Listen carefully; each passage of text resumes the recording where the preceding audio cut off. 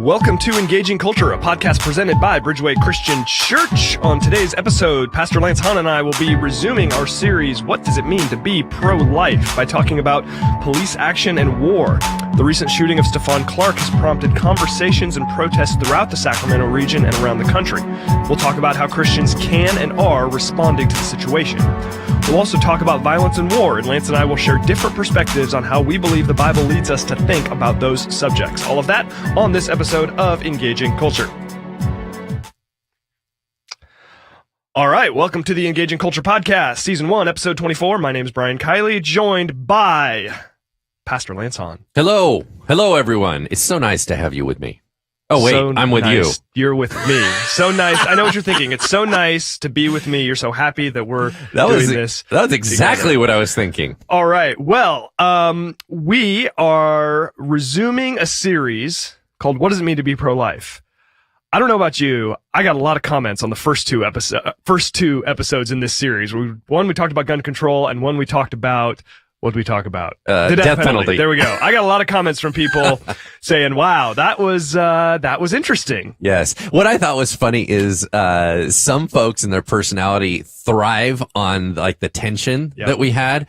And some of the people that are a little bit more shy, they were like, yeah, that was uncomfortable. Can you guys just stop arguing, please? Yeah, can you just get along? Yeah, no, that's pretty funny. So we should have kept the camera rolling for like 30 seconds after the last episode, since immediately we went off camera and just like started like laughing and smiling and all of that. So anyway, and then of course 2 weeks ago we had Dan Burns on, who's like the nicest person in the world. So yeah, he makes us both look like a jerk. There was no like tension at all, really. So but we're going to get back into it today. We're going to dive right in. Part of the point of this show, hey, it's fun to be able to talk about issues where there's not a lot of controversy and tension, but we live in a world where there's a lot of that, and we created this podcast so that we can have a space to talk through those issues, not always necessarily claiming that one or both of us is expressing the locked down kind of bulletproof truth, but wanting to talk about these issues in a nuanced biblical fashion. We planned a long time ago to do an episode about war and police action. Since then, obviously, the issue of police action has come to our doorstep with the shooting of Stephon Clark. I know that you, Lance, have been very involved in a lot of conversations with faith leaders throughout the community. Take us through, first of all, your processing just as a human being, forgetting your role as a leader in the community, your own processing through this situation as a human being, and then tell us about some of the conversations you've been in with other faith leaders, other Christ followers. Yeah, so it is almost impossible for me to separate out kind of my role and what I do with who I am. It's kind of interlaced. So, like, for example, anytime I hear a news story, I'm going to think automatically through a Christian lens. Sure. Then I'm going to think automatically through a leader lens, and I'm going to say, well, how does it affect greater Sacramento area?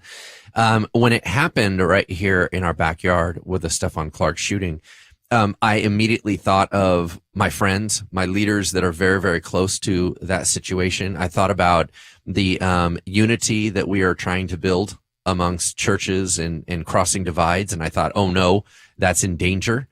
I thought about the horrific sadness that the Clark family was feeling.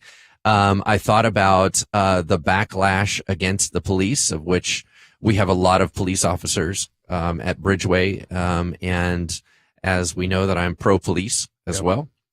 And so I felt like there was a oh no feeling that like almost like a confused, I don't even know how to think right now. Like here's a part that even betrays where I come from. I went into this mode of, okay, I guess we'll find out more facts as they come. That just saying that is a certain perspective, which not everybody shares. And it is very much of a, from who I am, the privilege that I have, the color of my skin, the economic situation that I'm in, the removed. So for me to even say the phrase, I guess we'll find out more information, automatically betrays where I'm coming from. There's some luxury. There's a luxury the ability to do that. To make that statement. I think that's a very important point. Yeah. Because to those of us that have been raised like me, that sounds like the next logical step. And we kind of think that's how everyone should think. So what I'll just say is, as a human being, the learning curve, I've already done so many studies on this particular issue. And for years, I've been studying the situation, that African Americans are facing in modern day America. And so, in some ways I have a degree in it, right? Because all my studies, and yet the gap and the misunderstanding is still so large that through this particular shooting and the engagements I've had with people, was almost like a degree in and of itself, right? And I still feel woefully inadequate. So anyway, so for me, it was a big learning curve. That just got shoved right into our faces. And you better come up quick, because people want to know answers right now. And your silence says volumes. Now, it doesn't always say what everyone thinks it says. Sometimes it means, oh my gosh, I'm lost and confused, help me. But it is viewed as nobody cares. And I had to deal with a lot of that. So if that's what you were kind of thinking. Yeah. I mean, it's such a tough situation, because you want to speak in a manner that's helpful. In a manner I don't want to make it worse. Respectful. In a manner that is appreciative of pain and the gravity of the situation. But I don't know about you, I don't always have statements like that on the ready. No. I need to process and pray and think. But certainly someone like you in your position, when there is silence, oftentimes that silence can get filled with assumption, which is obviously very challenging. Yeah. And give you an idea, you were asking a little bit about some of the meetings that I've been a part of. It was not that long after that, I was down in Meadowview having a sit down with other pastors. Meadowview is where it happened. So, we were looking over the very yard where it happened, in the place that we were meeting, and meeting with different leaders in the African American community, faith leaders, talking through with a lot of different leaders in the white community. We were all at ground zero, and you can't just go, gosh, I don't know, I've never thought about this before. Because it's the passion and the real pain and angst and everything rising to the surface. That type of wounding and hurt in a community demands a response. And you want to be able to say, I immediately opt into a compassion mode, right? Which is always appropriate. The problem is that sometimes compassion, when mixed with ignorance, ends up being non-helpful compassion. And so there was a bit of a freeze up, I think, on a lot of people, and it made everything very awkward. I have also had different interactions with members of the police. I've had different interactions with a lot of people that come from that world. And so I'm always in the tension in the center, where everybody is bringing incredibly different perspectives, right, to my doorstep, and saying, you agree with me, right? Why don't you see it my way? Or can't we all just assume this is how it is? So I have been in those conversations very thick and rich since the moment it went down. Can you talk a little bit, and this is a pretty in-depth subject I'm about to bring up, but maybe just kind of give us a snapshot if that's even possible. I've heard you talk in different environments in the last couple of weeks about a disconnect. A disconnect in part, and correct me if I'm characterizing this incorrectly, between maybe more suburban people and how they think about what is going on versus those in a more urban population, or even if we want to be as clear as kind of difference in the way that people of different races and ethnicities are understanding the situation. You say there's a significant disconnect that is preventing us from having helpful dialogue. Can you talk a little bit about that? That's actually probably been the most dominating factor of all this for me is the gap. And so here's the thing. A lot of the gap, now don't get me wrong, there's a significant gap between the black and white community in a lot of areas. And it comes back down to experience and what is the world we are living in. So I don't want to diminish that. That is actually a very significant element. But there's also a significant difference between wealthy and poverty. because that actually creates a different world. So when I talk about this issue, I tend to slide into the wealthy and poverty area because wealth gives you an ability to step back, hide, isolate, think. Right. The other thing is that when you're wealthy, you have less interaction with the police. And so you'd say, well, why is that? Because you have the wealth to hide. Yeah. That's kind of why. But anyway, as we're talking through all this, the gap that I found was highlighted in the scenario because of the reactions to what was immediately coming out of people on the Stephon Clark shooting. So let me give you an example. I'll just kind of run through some things. Now, what I'm about to say, is going to, be very simplistic and it's going to cause more questions than answers. I want to be very clear on that. We will be having a podcast in the future where we will be talking more specifically about challenges with the African American community and with police forcing, things like enforcement. But we need more voices in the room. Yep. It doesn't need to be just you and I. So quite frankly, me just even walking onto this right now is like I'm walking on a bridge that's about to break. So little nervousness here, but let me state out just simply to point out the gap. Yep. Okay. So here's the gap. When most wealthy, and usually it's Caucasian, right? Because this is the part that a lot of people still forget, and it seems so odd, is that we are the dominant group in terms of numbers.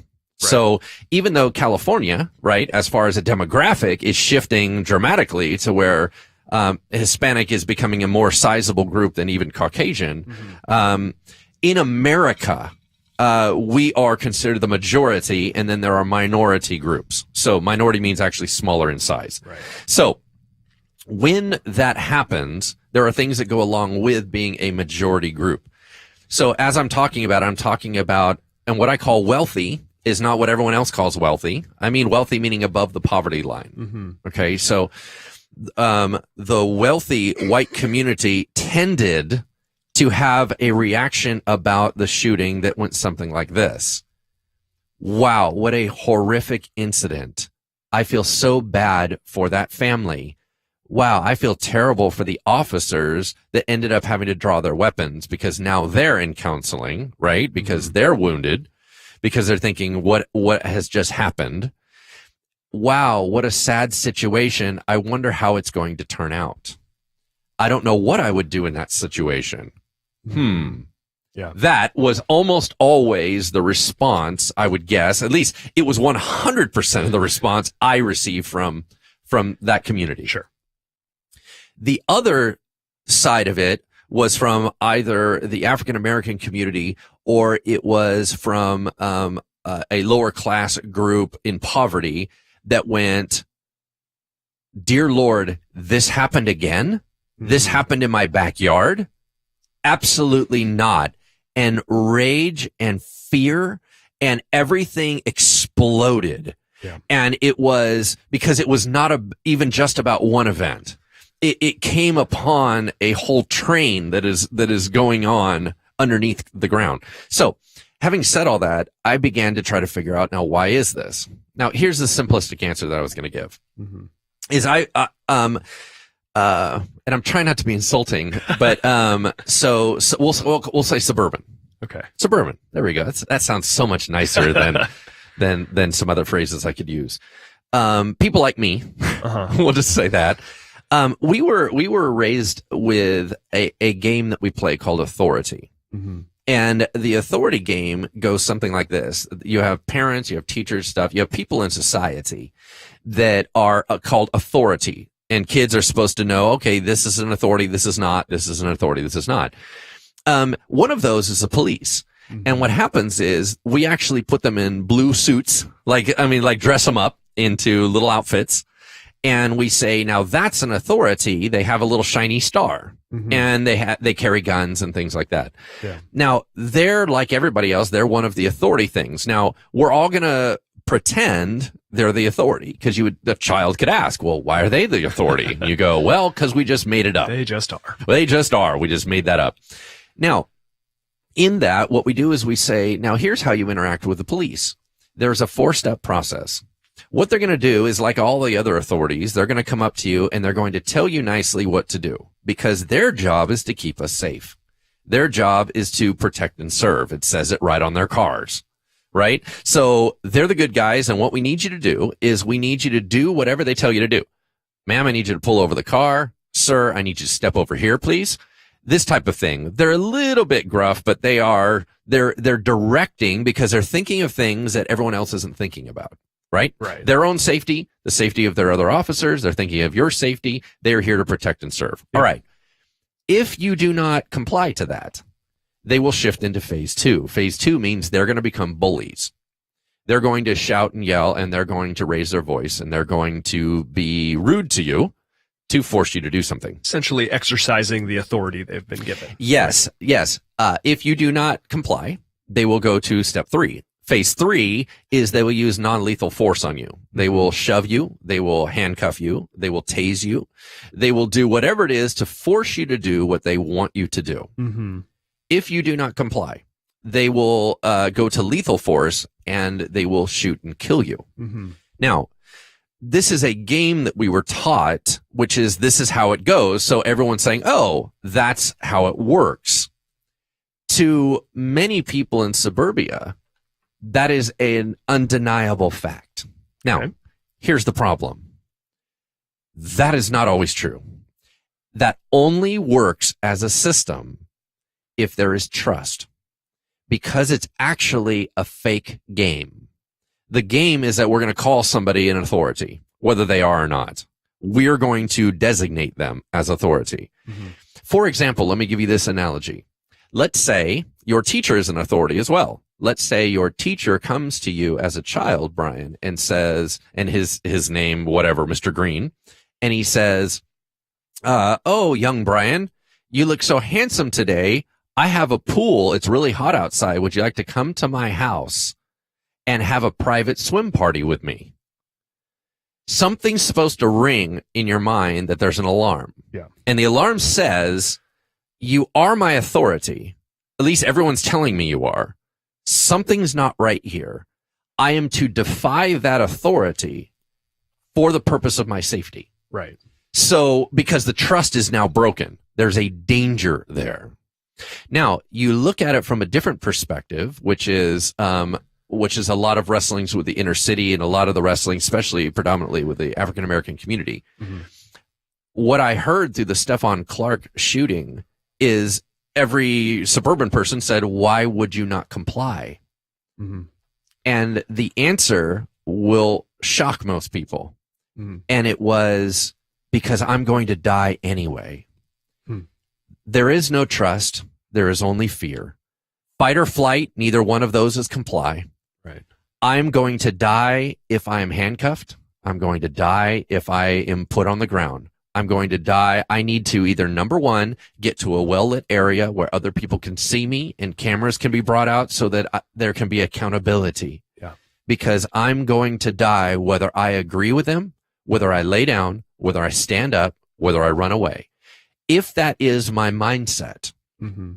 I have to get out of here. Yeah. I can't just lay down and die.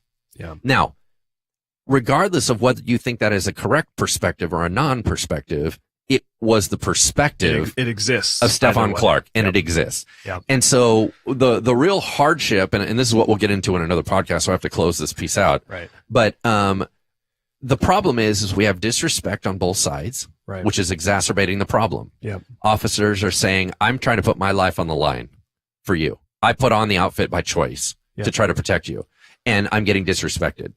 The African American community is saying, you are coming in. There's no such thing as phase 1 with us.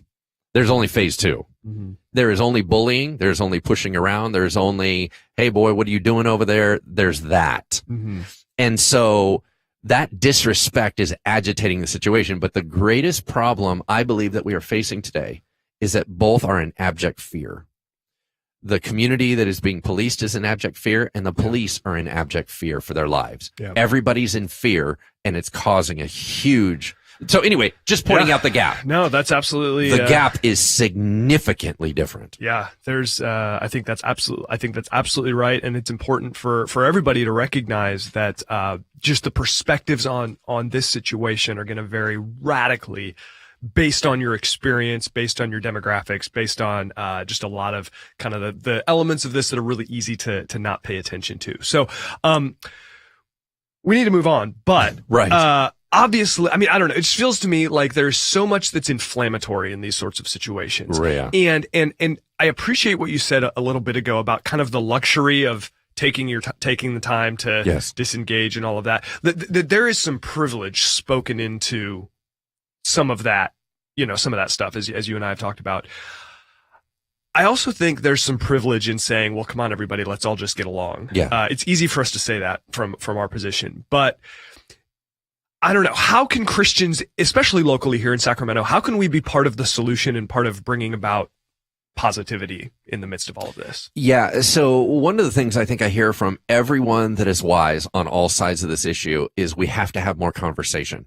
We have to be willing to dialogue. We can't just throw emotional bombs at each other and back up. We cannot also just present. One of the things I love about this environment is you and I go back and forth. Yeah. I can ask clarifying questions. We can argue. I think that's necessary because what we have is people presenting their best information. Someone else presents it and then it's quiet. I don't think that's how learning happens. I think that there needs to be true conversation. So Christians, we are called to have civil, respectful, learning conversations. It means you have to be willing to put your own agenda on the side for a moment and listen deeply and say, what Jesus are you trying to say here? Where are the gaps in my learning? Let's say I'm 99% right. You have 1% to grow in. So no matter how you feel, there has to be an ability that when you hear information, you don't automatically just dive into what do I want to say next? Yeah. I'm going to shut them down. Yeah. On either side, until we have dialogue and we begin to hear each other's hearts, because sometimes the pain and the fear and everything else is distorting some of the language, but the hearts are still right. And so listening is heavy. Dialogue is extraordinarily important, and prayer is paramount. Yep. Couldn't agree more. I think that, the point that I wanted to make is exactly what you just said, is I think that listening deeply is so undervalued in these sorts of situations. And I think part of the reason that happens is because in so many quote unquote controversial issues, we feel the need to take sides. Yes. And I've come to really dislike the phrase both sides because it implies that there are two sides and you have to pick one. And I just think that is a logical fallacy, first of all. And I think that is that does not help, because when I say I'm on this side, now all of a sudden, if I'm listening to you, if I feel persuaded by what you have to say, that all of a sudden it's almost an attack on my identity. It's threatening. Like, it's very threatening to me. And there's psychological research about this, that people will dig in the face of contrary information. They'll actually dig into their own perspectives. Maybe you and I will do this in a few minutes when we talk about the rest of what we're doing. But so I think even the language of both sides is dangerous, challenging. I remember, and I told you beforehand I wanted to share about this. That so my son and I go to a lot of Kings games. We love basketball. We're big Kings fans, and we went down to the arena for one of the games where protesters shut it down. It was the second game, and I remember, and I'm very comfortable down there. I have my routine. My son he's only 6, but he's comfortable. We park in the same place. We walk the same route. We go the same way. And as we're walking around the arena, I started to hear chanting, and I remember saying to him, and the thought that this game would get shut down wasn't even really on my mind. I knew it had happened a few days prior, but I thought that was done with. And as soon as the chanting started, I said to my son, I said, buddy, we might not be able to go to the game. Of course, he says, what the heck? Why not? And sure enough, we see all these protesters. And so he and I kind of kept our distance, and we watched what was going on, and I explained to him what was happening. And he's only 6, so obviously I'm not going to tell him what exactly happened. Right. But I just said, in terms a 6-year-old can understand, I said, buddy, something really awful happened in our community, in our city, and people are really sad about it. And sometimes when you're sad and you feel like people aren't listening, the only thing you can do is get together with other people and do what's called protesting, where you say, hey, everybody, I need you to understand how sad and how hurt we are. And he was a champ about it. He understood. And we sat there for a while and things started to get a little tense. And I just thought, whatever, we're going to get out of here. And we left. And here's what I thought as I was sitting there. Was I a little bit annoyed that, my son and I couldn't go to the game? Yeah, I was. We had, it was going to be a special occasion for us. We'd upgraded our tickets to sit closer and blah, blah, blah. It was, whatever. It's a little irritating. But as I sat there and I was listening to these protesters, and we can debate, is it appropriate to shut down a game or not? But I thought to myself, these individuals are expressing a pain I cannot possibly understand. Yeah. And to acknowledge that does not make me anti-police. Right. At all.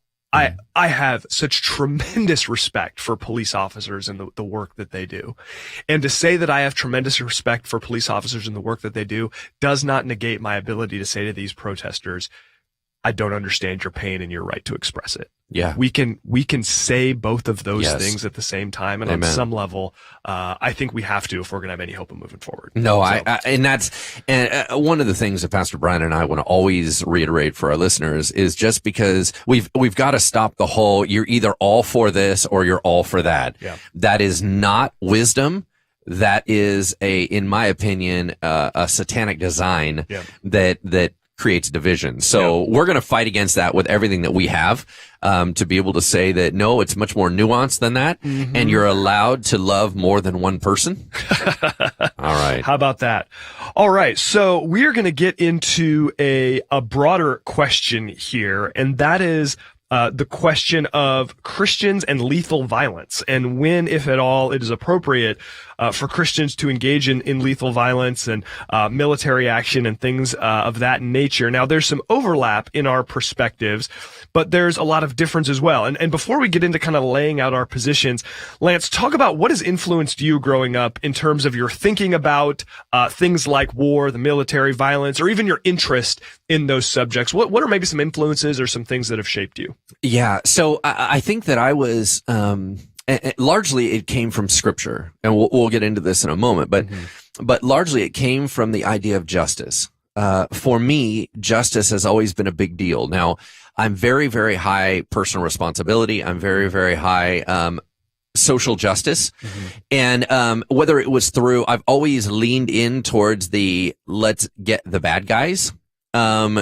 And let's protect the good guys. Mm-hmm. So I am also very much of a underdog defender, just by sheer personality.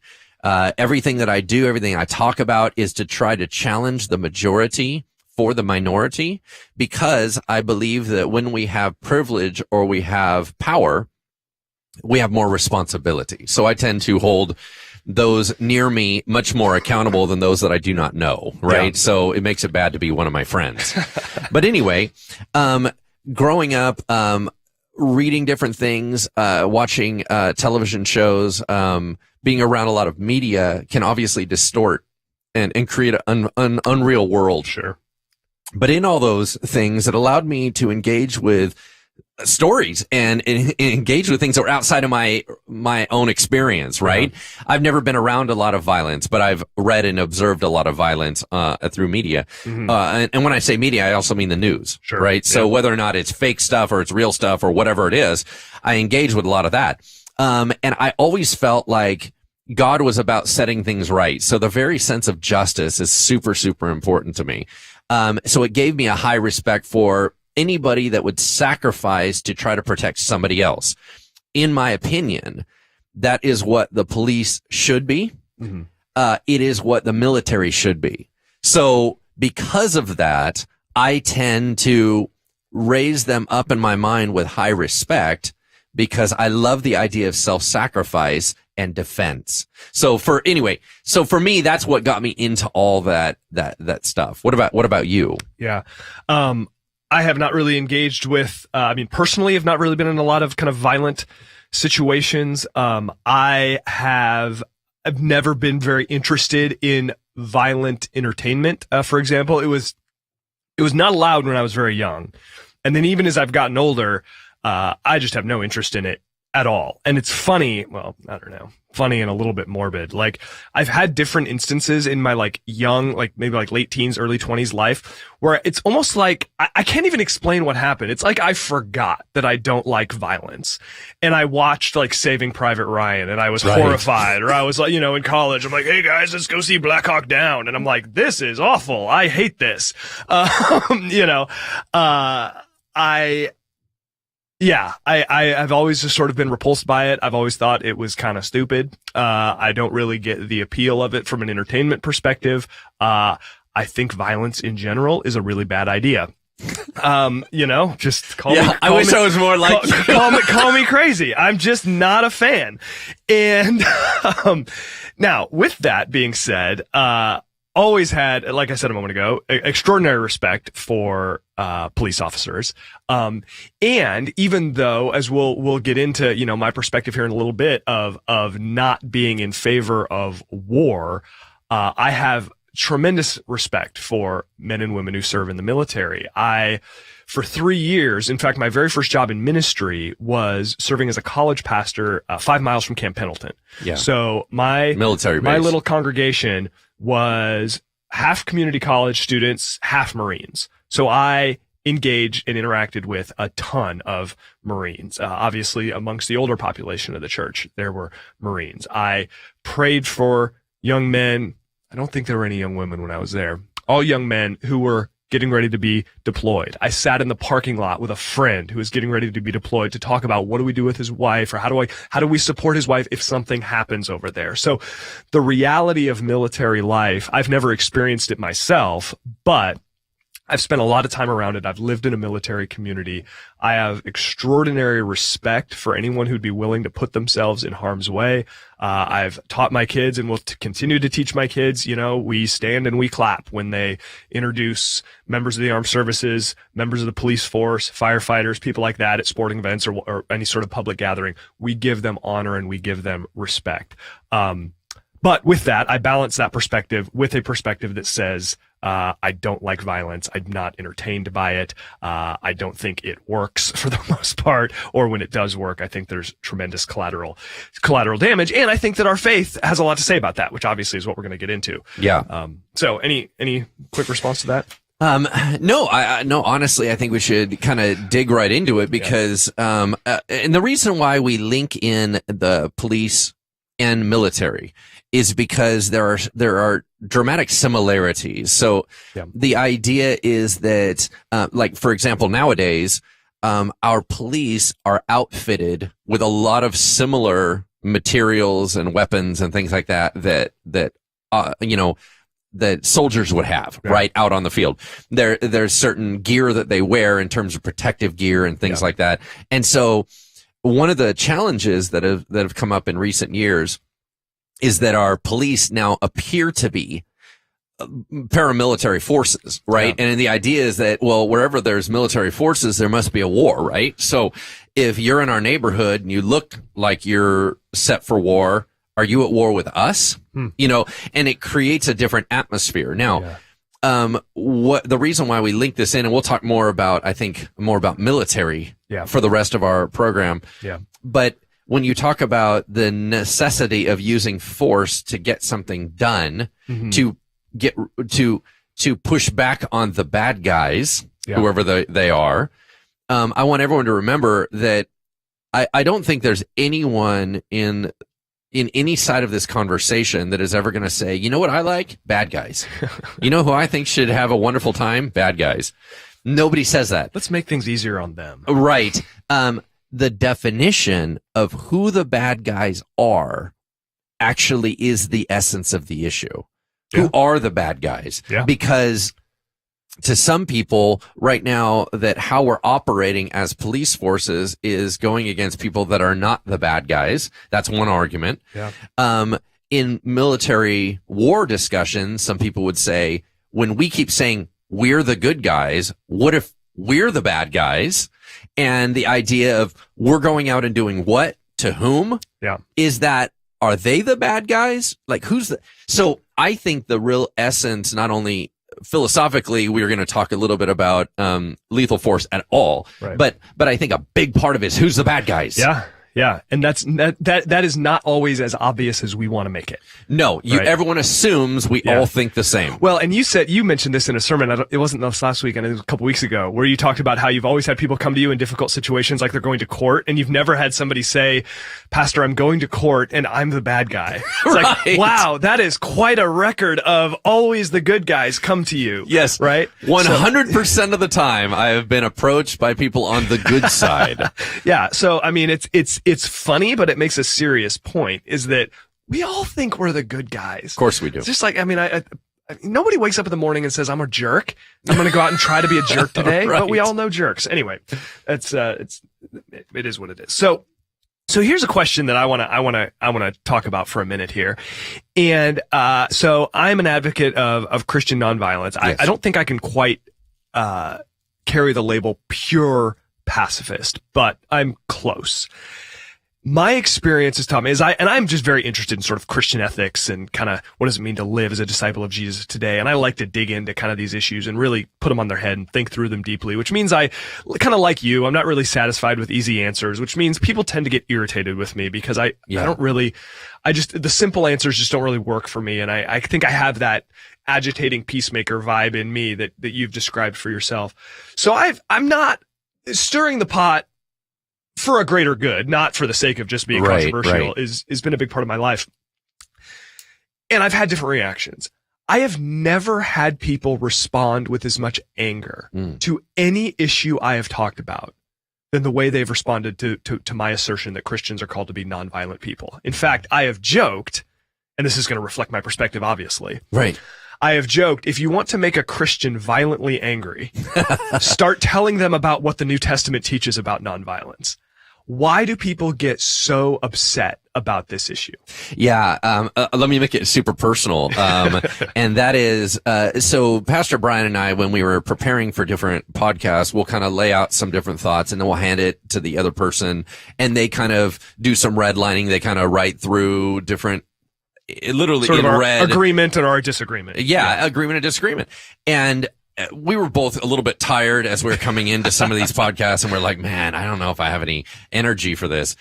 And I started reading his answers and I was like, oh my goodness, I am getting so agitated right now. And I started getting mad and what it did is I started thinking, why am I getting so agitated? And to clarify, this is for this episode. You're getting mad at reading my but stuff. I got mad at your my last episode too. That's right. Okay. Yes. No, I got mad at that one too. And I got super agitated. And this is what I have to do. I believe in constant self-examination. I had to stop and say, Lance, what is going on with you? Why are you so agitated? Like what is it? Okay, so let's say Pastor Brian is bringing up and saying, hey, we need to be like Jesus. I don't think Jesus was super violent. All of a sudden, I'm like, yes, he was. And I'm like all angry about it.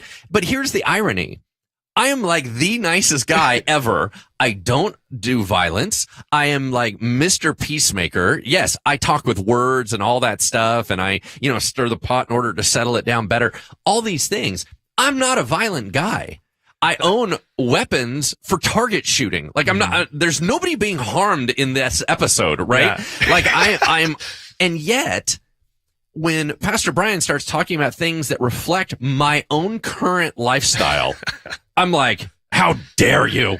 Right? And I got super mad. Now, here's what I really came up with because it didn't make sense to me. Why am I reacting emotionally to this? And I believe it is fear. And here's why. Because both sides, once again, are operating in fear.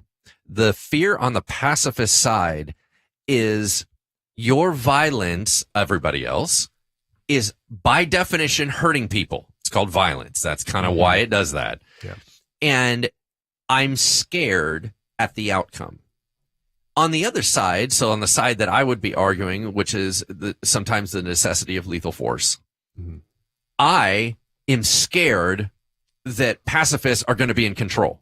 I'm afraid they're in ignorance going to place more people in jeopardy and harm because of an improper view. And as much as some may die now, millions more will die if a pacifist view is in play. And so I'm afraid. Mhm. And that fear is stirring my emotions, and I'm lashing out to try to shut it down so there's no danger, which is just ironic. The whole thing is just weird to me. But anyway. Huh. Yeah, that is interesting. No, I mean, obviously I think fear is a big part of it. I think also a lot of the anger comes from just the reality that this is so socially and culturally ingrained in us that certainly we have the most experience, and I would imagine most of our listeners will have the most experience with this in America, but it exists all over the world and throughout time, is just this sense of we defend our homeland. That is what we do. We're the good guys, and we go out and we take care of the bad guys and protect what is here. So the idea of going and fighting, almost regardless of the cause, is seen as patriotic. And supporting that, no matter what the cause, is seen as patriotic. So to question that is viewed as unpatriotic. I, of course, would completely reject that idea. I don't think opposing war makes a person unpatriotic. I don't think being pro-war is necessarily unpatriotic either. But I think that we are uncomfortable with the idea of questioning violence because it is so embedded in what it means to be American. And that's not unique necessarily to America, right, but that is our context. So if we question violence, that causes us to question things like, well, what does it mean to be an American? And that is just too much tension, I think, for a lot of us to deal with. So we want to shut it down with things like, well, so if we're nonviolent, the bad guys are going to, get control, or we, quote Ecclesiastes and say, well, it says a time for war. So there we go. I guess the argument's over. And we do all these things to sort of release the tension without really digging into the issue deeply, in my opinion. And I think we do this with a lot of issues, just try to kind of discredit or get angry, as opposed to with a clear head and something of a sound mind, trying to just actually address the issues for what they are. Yeah, and no, I completely agree with you. But once your emotions start flying, some of your wisdom sometimes can fall out of the head, right? Yeah. So, anyway, where do you want to go from here? So there are biblical arguments for and against war, military action, and then there are kind of some logical or theological, but not expressly biblical arguments for or against war. Why don't you go ahead and lay out, Lance, and in saying that you're in favor of war, we're obviously not saying you're like, you know what, we need more wars. Like, you're not like, hey, every right, war ever is a great idea. Like, right, obviously that's not your view. But what is the biblical case for there being some Christian allowance for war? For war, yeah. So everything is going to come under the kind of the title of necessary evil. All right. Mm-hmm. So, I think that in one sense, the taking of a life is, can be viewed as evil. Now, we have had a prior podcast where we talked on the death penalty thing, right, about how I feel about life and death. Right. Quite frankly, I believe that life is a privilege, and I think sometimes that needs to be forfeited. I believe that the greatest thing in life is not to keep living. I think that there is a world beyond this world. I think that God has things accountable. I think that God has no problem killing people. I think so far he's killed all of them. Pretty much everyone. And so I think that for me, life and death has a very different viewpoint. So I think that certain things need to be restrained. I think certain things need to be handled with what we would define as violence. And I think for me, everything comes back to stewardship and protection. Stewardship of what is appropriate and protection over those that cannot defend themselves or that cannot, or they're going to be harmed unnecessarily. I do not believe that one person's right gets to end the life of somebody else. Mm-hmm. I think that's absolutely anti what we would consider freedom or what have you. So all of that is in a biblical sense has to do with God saying this needs to move forward and I'm going to use violent methods. God has used it since the beginning of history. Whether or not the correction to saying we're going to wipe out all the world in a flood. The idea that for God, it is not a problem for him to say, I'm going to translate you from this world to this world. To me, that's not a huge deal to him because that other world is more real than this world. So I really don't feel that transference is really that big of a deal to him. And I believe that we as human beings have to carry out the will of God here on this planet. And so, one thing that I'll just jump to the end on with you is that I believe that all disagreements about war, and about police violence need to be handled at the highest level of authority because they are the ones accountable. I believe that the soldiers, the foot patrolmen, people like that are carrying out policy that was designed by someone else. Mm-hmm. I believe that doing your job and moving forward and handling things the way you were told to handle them, I think that although it needs to be thought through whether or not you can partake in that, I think it needs to be thought through onto whether or not it is wise in the moment. I do believe that doing something for someone else is honorable. I think that, so for example, a soldier comes back and people dishonor the soldier because they were doing their job. Think about the Vietnam conflict. Mm-hmm. Most, I can't say most, but a lot of people were not happy with all the reasons about that war. Right. The soldiers who, some of them were angry at their recruiters, some of them were angry at the draft, right, ended up getting forced into a situation. They carried out their job, they stayed alive, and they got dishonored. Right. And you go, whoa, hold on. That needed to be up the chain. Yep. Like, this was not my idea. So the idea of arguing with a soldier or dishonoring a policeman or dishonoring, right, I think is totally inappropriate. I think all the debates and the why in the world are we involved in this war? Why are we using this policy? Right. All needs to go up the chain. I think they are the ones that need to be held accountable for what's going on. Couldn't agree more. So anyway, because I think a lot of times we tend to take it out on the guys just trying to do their job. Yeah. And if I can just interject really quick, that's part of how, there's a tension between when I say I'm very supportive of military servicemen and women, but I'm against war, and I've been questioned on that a whole bunch of times. Yes. Part of how I sort of negotiate that tension personally is exactly what you've described. That my issue is with those up the chain who are getting us in wars around the world. Yes. The dude who is willing to leave his family and go overseas and fight, like I'm not pro the fighting, but I respect the heck out of his willingness to put his life on the line. And I am fully in favor of, him or her getting the absolute best medical care when they get back. I am fully in favor of them getting places of honor, discounts at restaurants, all sorts of that stuff.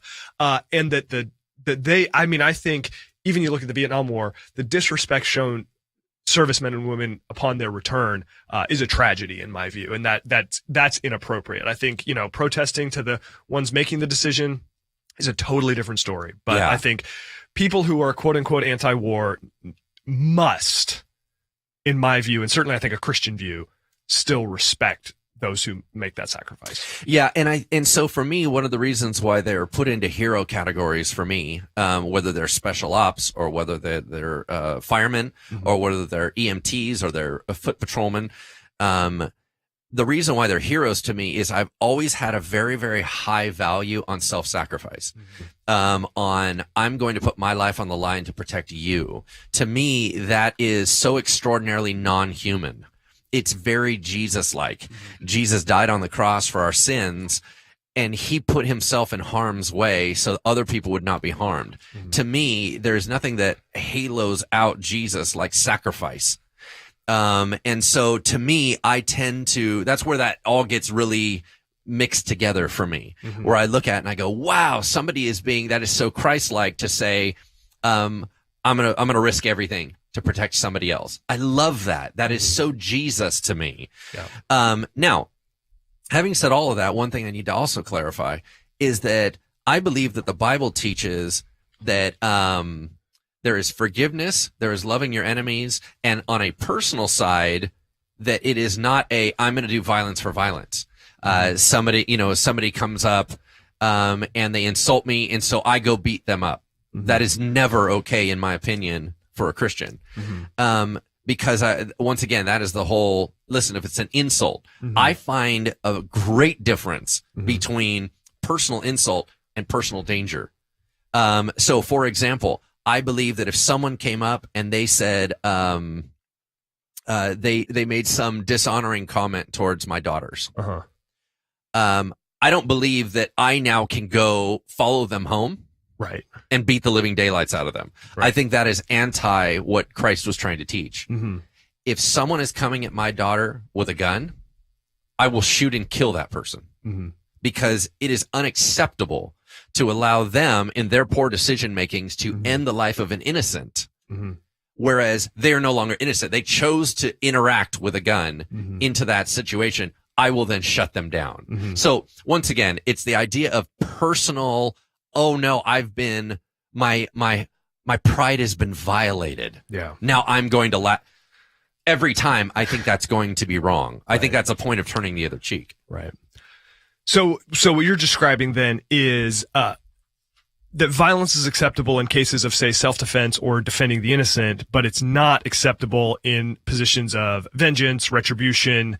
You've done something that I don't like, so therefore I'm going to go beat you up. Right, sort of right. thing. And so this is what ends up coming into where I think you and I would probably stand shoulder to shoulder when we would go up to Washington, right, and talk to the powers that be of going, hey guys, what are we doing in this conflict? Yeah. What in the world are we doing here? Yeah. Right? Like, so I think that you and I would probably have very similar views about being able to talk to the people that can make policy and things like that. When they start saying, well, we're the good guys because we need those oil fields. Sorry about that. We're going to have a bit of a disagreement on that one. Right. Right. So once again, I'm not saying that all war is just war. Right. As a matter of fact, I think the majority are not. Because usually it is driven by a non-Christian mindset, and it's not always protection. Usually it's economic advantage. Yeah. So the economic advantage part I struggle with significantly, right? Because I don't believe that that's okay. Yeah. And of course that's never, I mean, I don't know that any population in the history of humanity have had their leaders pitch war to them as, guys and women, we need the economic advantage that comes with winning this war. Like, that's never what it is. It's appeals to religion. It's appeals to freedom. It's appeals to all these different kind of values that leaders can use to motivate people to do awful things. Well, and I think that's more recent, actually. I think that if we're talking about, hey, this barbarian group is going to go over and steal all of the others because they have a cool watering hole. You know what I'm saying? Like, I do think that probably was. It's a little more well, yeah, plan. like I said, maybe survival at that point. You know, so. But you're absolutely right. The manipulative tools to be able to say, oh, we're doing it for this, or we're doing it for that. Anyway, so I'm not trying to argue that all war is great and all this stuff. What I'm saying is there are certain things that need to be handled by violence. Here's one of my pushbacks I'd like you to talk through. Okay. My pushback towards you. Okay. I feel like any pacifist view, especially in terms of military, is because of it has a number of unspoken assumptions. Okay. Number one, education. This whole idea of, hey, there's other ways to handle it. No. There's only other ways to handle it if you're in college and the other guy's in college. Then there's other ways to handle it. What do you mean by that? Say more about that. What I mean by that is diplomacy has to do with concepts, sharing concepts. It has to do with critical thinking. It has to do with, I can give you this, you can give me that. It has to do with high level strategy. And I don't believe that everyone has that ability. I don't believe everyone has that worldview. I don't believe everyone has that. The only way you can do diplomacy is if the other person is willing to talk. Okay. And so the idea that, oh, there's non-lethal ways we can handle this. That is absolutely not correct in certain circumstances. So, for example, if you have a nation, we'll leave them unsaid, wants America's stuff, they want to conquer us. It has nothing to do with diplomacy. They want our stuff. Until we give them all of our stuff, they're not cool. This is not a matter of we had a conflict over something. It is sheer domination. And in that process, you can go to the table all day long. They still want your stuff. And so that is not going to be solved when we'll go back to, you mentioned a couple things in your prep about Hitler, right? Hitler was going to storm through, and genocide is the idea. I'm going to wipe this group out. Mm-hmm. That is not going to be stopped by diplomacy. The diplomacy is not that I ever want them to exist. Like they're going to die. Right. And I will kill them all until you stop me. Right. So these types of things is I feel, and this is where I'm kind of asking for your clarity. Yeah. I feel like it's only a position that, number one, a rich person can have because you're safe right now. Mm-hmm. The idea that your kids are safe, you can put them into a house. If you have extreme poverty and you're in the middle of a violent environment and your wife is under threat of being raped on a pretty consistent basis because you don't have anything to protect you, I think that you begin to see the world does not operate as cleanly as suburban, wealthy life, especially the rest of the world. Mm-hmm. The whole rest of the world is operating on a very different mindset. And so we don't get to call the shots in America and tell everyone else how to handle it. They're going to handle it their way. And so give me some thoughts on how you process that. Sure. Yeah. I don't think I'm going to give you answers that you're going to like very much, or at least that'll be all that satisfying to you and to people that are in your camp. I mean, and there's certainly some legitimacy to what you're saying. I mean, one of my seminary professors, who was herself a pacifist, said that people say that being a pacifist in America is like being a vegetarian between meals. It's like, well, la-di-da, good for you. But a couple things, and this is where I would get into just the sense that I believe that discipleship to Jesus Christ is a very radical thing, and perhaps more than we can even fully appreciate. Is okay to your issue of education, wealth, and safety. Again, on some level, that is true. I can have a rational conversation with some people, and I just can't with others. No. And I'm fortunately not in violent situations, but there does need to be some level of reasonableness to be able to have those different types of conversations. But here's where, to me, the education, wealth, safety argument breaks down a little bit. Is I believe, and I said this in my prep, I don't believe you can make a positive case for violence from the New Testament. I just don't believe it's there. And the New Testament was written in a radically violent world. Absolutely. It was not written in Roseville, California, right? This was a world where everything you're describing was a real issue, was a live concern. You look at, in particular, say, for example, the book of 1 Peter. This is a church in exile, where this is not like, oh my gosh, nobody said Merry Christmas when I bought my stuff at Michael's. Like, this is real persecute. That wasn't very nice. Oh well, we're going to move on. That was funny though. It was kind of funny. This wasn't a world where it was like, well, you know, those guys over there should probably stop being so violent. This was a very live issue. And yet what is the consistent call of 1 Peter? It is being righteous in your suffering. It is look to the example of Jesus. It is be faithful in the midst of persecution. You look at the words of Jesus. It is true that the turn the other cheek thing was about human dignity more than it was about violence. That is absolutely true. And I think it's fascinating. But it is also true that when he says, do not resist the evildoer, that word means violence. It means violently resist. It doesn't mean do nothing. When he says don't resist, it doesn't mean, okay, keep hitting me, but it does mean do not violently resist.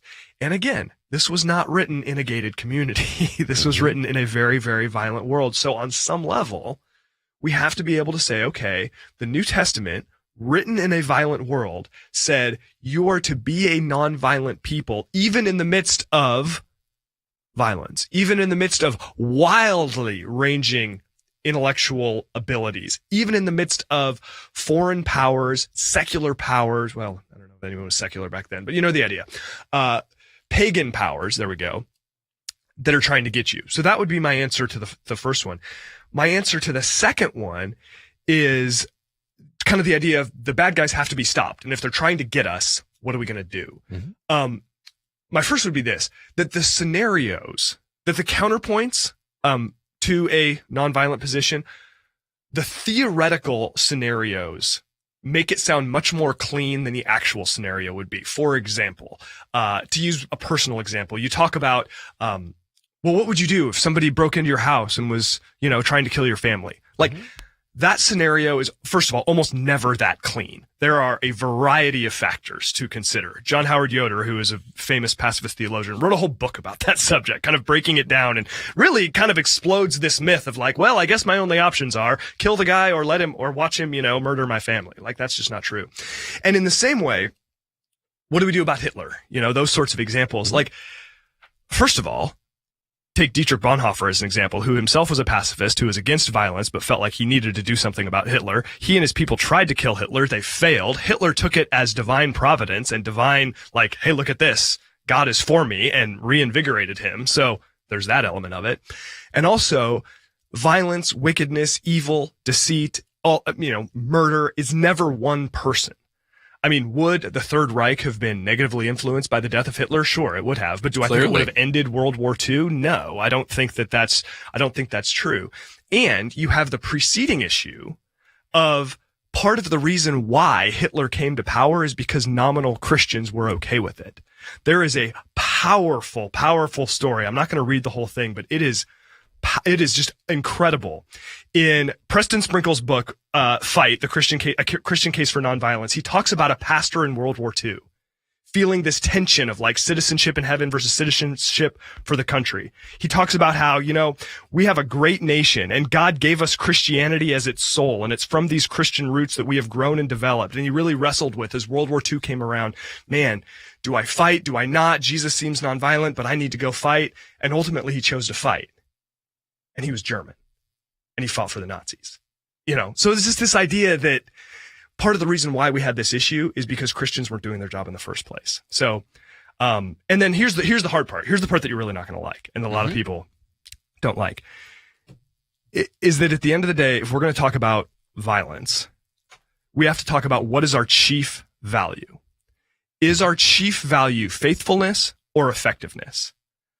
Nonviolence is not necessarily a great strategy to rid the world of war, because bad guys are always going to exist. Stanley Hauerwas, who's a theologian who's influenced me a lot, puts it this way. He says, Christians are called to live nonviolently, not because we believe nonviolence is a strategy to rid the world of war, but in a world of war, as faithful followers of Christ, we cannot imagine being anything other than nonviolent. Nonviolence might get you killed, basically, is what I'm saying. And if anything, actually, it is where I share the value that you talk about, that self-preservation is not the chief value, where I can say, and I would hope I would say, that faithfulness to Jesus Christ, which causes me to be nonviolent, is a greater value than effectiveness, which causes me to kill for my own self-preservation. So, yeah. Okay. So there's along with the debates about who are the bad guys and things like that, one of the philosophical challenges and differences is, what is Jesus like, and what is God like? Yeah. So as I listen to you talk, I have to admit that I don't see the same Jesus that you do. Okay. The consistent argument that the Bible teaches nonviolent, I just don't follow it. I don't think that that's accurate. The idea of trying to splice out New Testament from Old Testament as if they're two different gods is a mistake. I think that one flows right into the other. I think that they're different scenarios. I think that Jesus had a very specific purpose in why he was here. And in order to do that, he had to die. I think that when the New Testament was written, Israel had nothing to protect. They had already lost everything. That's very different than if they were a nation and they were being attacked. They're not. They had already been devastated. So the New Testament is completely in I have nothing to protect mode. They did not have any standing army. They couldn't do that. That had already been handled. So you have to carry forward and say, last time that they were a nation, how were they handled by God? And that was very much about police action and about military action. So divorcing the New Testament and Old Testament and trying to put them in the same categories, meaning that God suddenly now handles it this way when the entire environment is completely different. I think is a mistake in terms of how to read scripture. So the idea that, of course, Jesus was a pacifist, that was the point. Anything that he was supposed to die. As a matter of fact, when it wasn't his time to die, he miraculously and magically walked through the crowd. Mm-hmm. Okay, I don't have that ability. Right. But if it was not my time, he said, it's not my time to go. They all wanted to throw him off a cliff. Right. And they couldn't because he supernaturally. So the point was, he was saying, listen, I have a purpose to die, but I have to die at this time. That whole drive of his life changes everything. It makes his whole world different as to how he operated with people. Mm-hmm. The other thing is all the mentions of violence and nonviolence that has to do with in the New Testament has to do with defending you because of your faith. It has to do with they're trying to kill you because you're a Christian. They're not trying to kill you because you're a human. They're not trying to kill your son. They're trying to kill you because of what you stand for in your faith. Okay. And in the faith, that's where martyrdom comes in. It's the idea of saying that I believe that I'm going to take a higher stance because right now what's on trial is my faith, not my existence. Mm-hmm. My faith is on trial. And in that, martyrdom was a larger statement to make because faith was on trial. I don't think it had anything to do with personal defense. I don't think it had anything to do with national defense. They didn't have any national defense. So that's why I have a hard time, all these people that you're mentioning, it keeps sliding out of purview because I'm going that they're not talking about what we're talking about. The Bible doesn't talk about what we're talking about. The Bible is not saying, and then some rogue guys came into Peter's house and tied up his mother-in-law, and he was like, yeah, that's fine. You know what I mean? There's no stories like that. Mm-hmm. There's no stories about any of that stuff. It's talking directly either about faith or you're following the model of a man trying to die. And I just go, you know what? That is not everyone's calling. Our job is not to die for the sins of the world. Mm-hmm. That was done. Yeah. And so to use biblical arguments to argue for pacifism when that's not what it's talking about is weird to me. And that's what I meant by I don't understand the Jesus that you're describing, because I'm going, well, hold on. Father, Son, and Holy Spirit have been rolling since the dawn of creation. There's more history before the New Testament than after the New Testament. Right. And what Jesus brought in changed this element, not this element. Mm-hmm. Right. Yeah. So I'm just trying to point out that's why when you say those points, you're like, right? And I'm like, no. I am not with you. I don't see at all. Let's say let's call it a young earth, right? Uh-huh. So we have 10,000 years before the New Testament, 2,000 years after the New Testament. And here we are. Oh, well, God changed everything to where now he's not the same nature that he was for 10,000 years before that. I disagree with that. I think that the exact nature of God moves all the way through into the New Testament, but the scenarios have changed. The unique scenarios in Israel and the unique scenario of Jesus, I think, does not address at all our modern day world when it comes to lethal violence or not. Okay. Anyway, that's sure. Okay. No, that makes sense. I think I'm tracking with you on most of that. And man, we may need another episode or two to sort all this out. Totally. But because sorry about that. But I guess I want to clarify that I actually kind of agree with a lot of what you said. Like, I don't see this huge disconnect between God of the Old Testament, Jesus in the New Testament. Obviously, I'm not a Marcionite to throw out the nerdy theological term, right? Like, I do not believe that God of the Old Testament is different.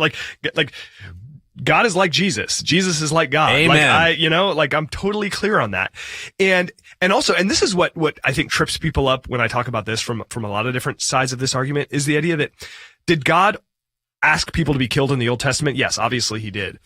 And even as a person committed to nonviolence, I'm okay with that. Because if anything, if there is any sort of legitimate killing ever, it's God saying this person needs to die. That is God's prerogative to do that. And you can say that the situation in New Testament times is very different than today, and that is true. And I think there's a I don't know. We can get into the weeds of kind of a counterpoint to that. But I also think we have to look at, there was some significant historical particularity with what Israel was going through as well. And Israel was very different than their surrounding cultures in a lot of ways. The Old Testament speaks repeatedly against militarism. Some trust in chariots. We trust in the name of the Lord our God. When Israel conquered their enemies, they burned their chariots and hamstrung their horses. That's like killing a guy with a knife and then not taking his gun. Like, that just doesn't make any sense. Because the idea, or you look at, like, famously the story of Gideon, where, you know, his army gets whittled down to like him and 4 of his friends, and they go out and conquer. The whole point was, you are not strong. You're not just out there, but, you know, carpet bombing people and winning wars on your own military strength. You're winning, Israel, because I am with you and I'm fighting for you. And there are instances in the Old Testament of when they fight without him, they fail. So there was some historical particularity there in that God was doing something with the nation of Israel, but it was not this sense of, let's build up a massive military force. Let's go out and police the world.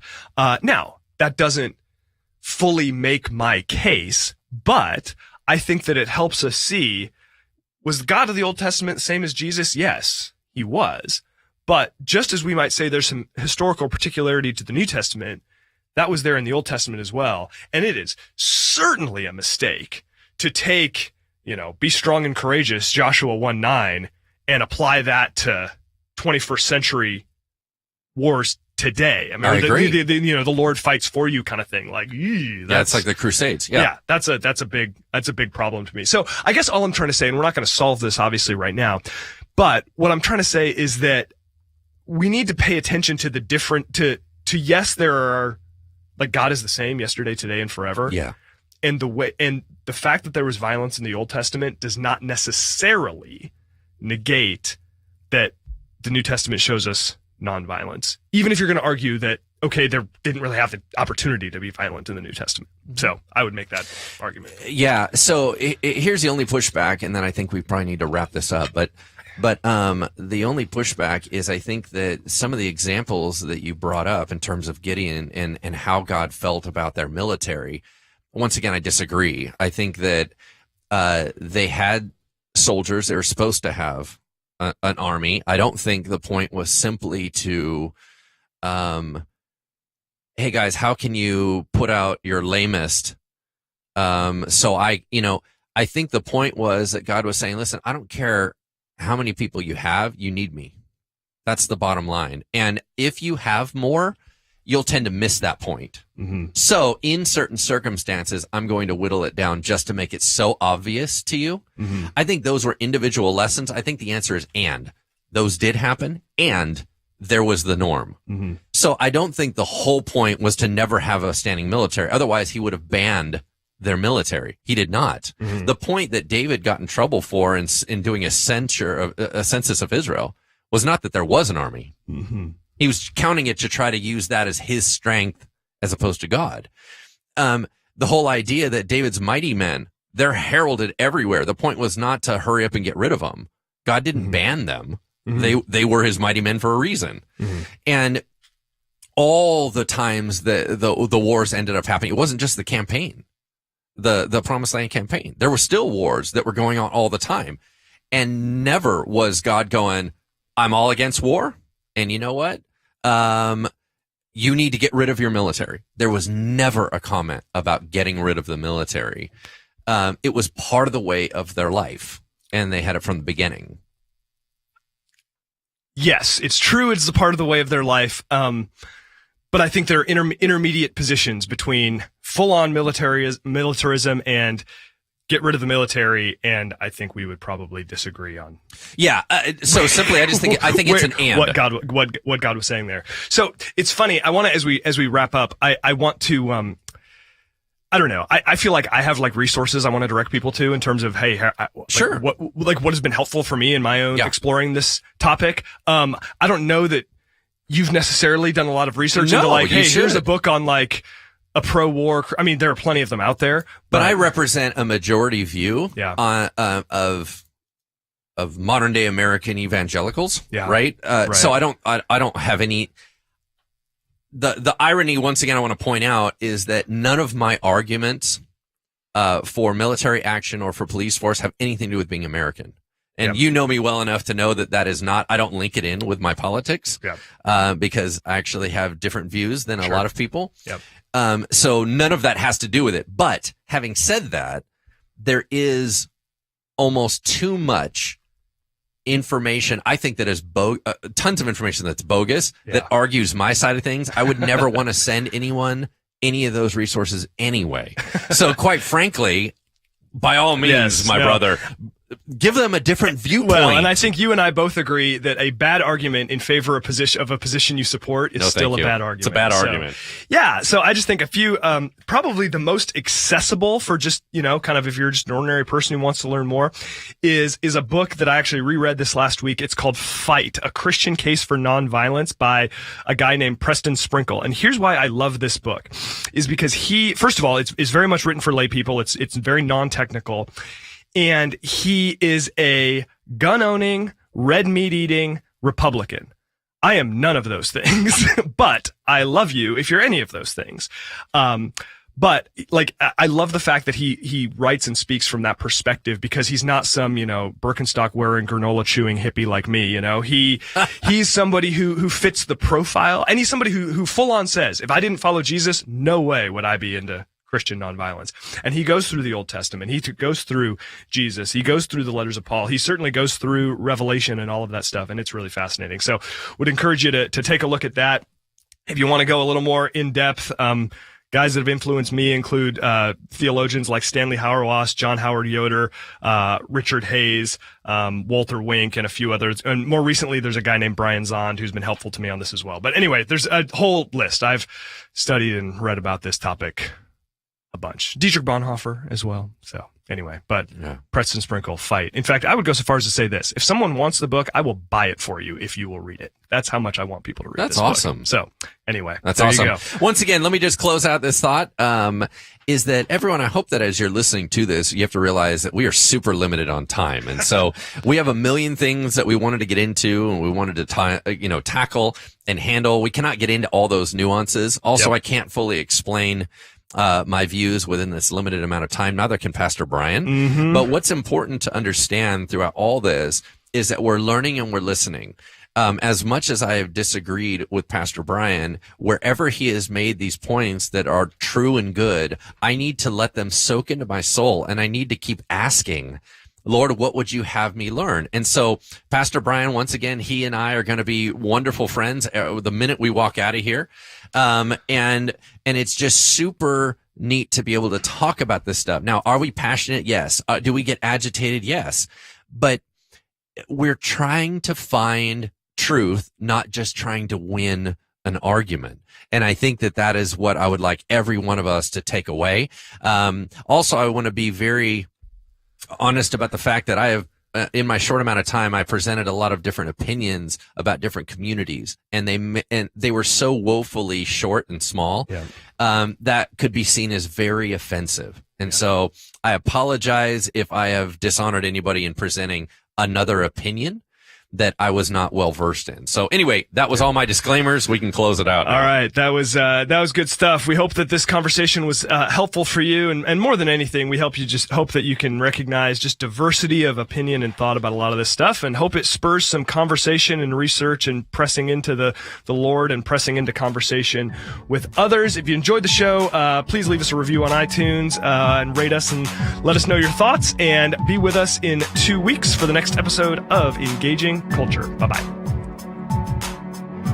Thank you for listening to Engaging Culture, a podcast by Bridgeway Christian Church. If you enjoyed this show, please consider subscribing and leaving a review on iTunes. Thank you so much for listening. Music is used under the Creative Commons license and is provided by Dexter Britton.